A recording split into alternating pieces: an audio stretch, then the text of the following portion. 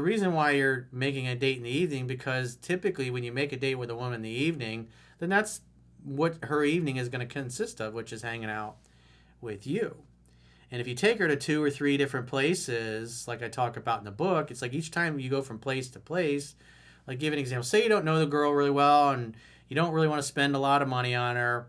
Maybe you can meet at like a nice coffee bar or a wine bar or whatever, just to kind of feel her out. If you're not a drinker, coffee is great. A nice upscale place where you can have a nice coffee, maybe a little Danish or something like that, or a French pastry.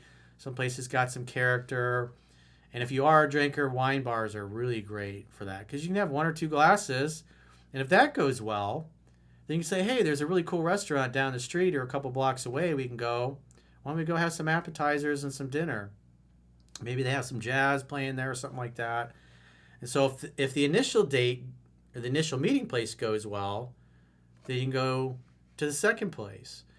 But if it doesn't, if you don't like the girl, if the conversation doesn't flow, you're out a cup of coffee and a Danish, maybe a glass of wine or an appetizer if they got some food there or something like that. So you can keep it inexpensive.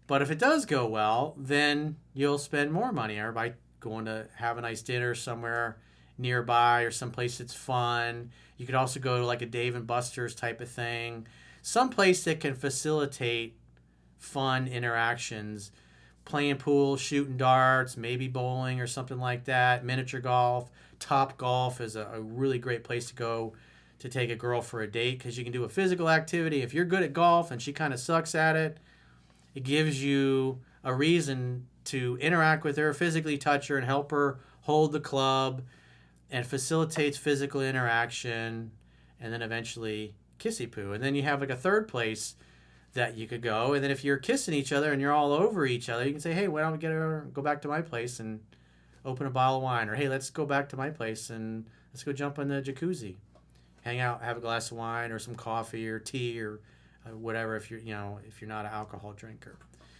And so what happens when you go to 3 different places in one night? Because what do most guys do? They go take a girl to dinner and then that's it. They take her home. But when you go to 3 different places, and typically if you're trying to seduce a woman, you're going to have to spend about 4 or 5 hours with most women that are down to hook up on the first night. And if your game is tight and you follow what's in the book, and as you get good, that's what will happen is most of the dates that you go on will end up in sex the first night. So you got to think about the logistics of sex. You got to think about all of these things ahead of time. Think about where you're going to go.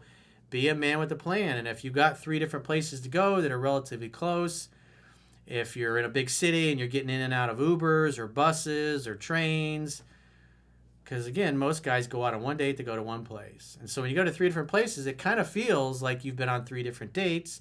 And most women are going to sleep with a guy by the second or third date.